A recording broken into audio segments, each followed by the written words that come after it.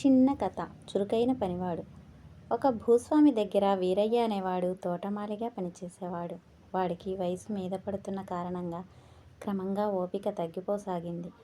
వాడు పని మాని ఇంటి పట్టున ఉండదలసి ఆ సంగతి యజమానికి చెప్పాడు. భూస్వామి అందుకు సరే అని, నీ స్థానంలో సోమరితనం లేకుండా కష్టించి పనిచేసే చురుకైన వాణ్ణి తీసుకుందాం చూడు అని చెప్పాడు. ఈ సంగతి తెలిసి ముగ్గురు వచ్చారు. ఆ సమయంలో వీరయ్య వీధి గుమ్మం దగ్గర భూస్వామితో మాట్లాడుతున్నాడు. ఆ ముగ్గురు వచ్చిన పని చెప్పగానే వీరయ్య వాళ్ళతో, సరే, మీలో ఎవరో ఒకరు వీధి వాకిలి ఎదురుగా ఉన్న ఈ బండరాయిని తీసి దూరంగా పారవేసిరండి అన్నాడు. వచ్చిన వాళ్ళలో ఇద్దరు ఆ రాయికేసి చూసి, ఇంత పెద్ద రాయిని కదిలించాలంటే ఎంత శ్రమ, ఇది మా వల్ల కాదు అని వెళ్ళిపోయారు.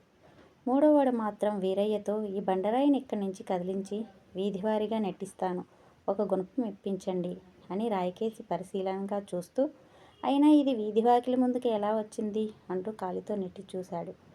బండరాయి అడుగు దూరం జరిగింది. అది నిజంగా బండరాయి కాదు. ఎండుగడ్డిని గోళంలో పెట్టి మట్టి కల్పించి రాయిలా కనపడేందుకు వీరయ్య దానికి మట్టి పులిమాడు. వీరయ్య యజమానితో, ఇతనిలో కష్టించి పనిచేసే లక్షణంతో పాటు మంచి చురుకుతనం కూడా ఉన్నది. మీకు తోటమాలిగా పనికి వస్తాడు అని చెప్పాడు.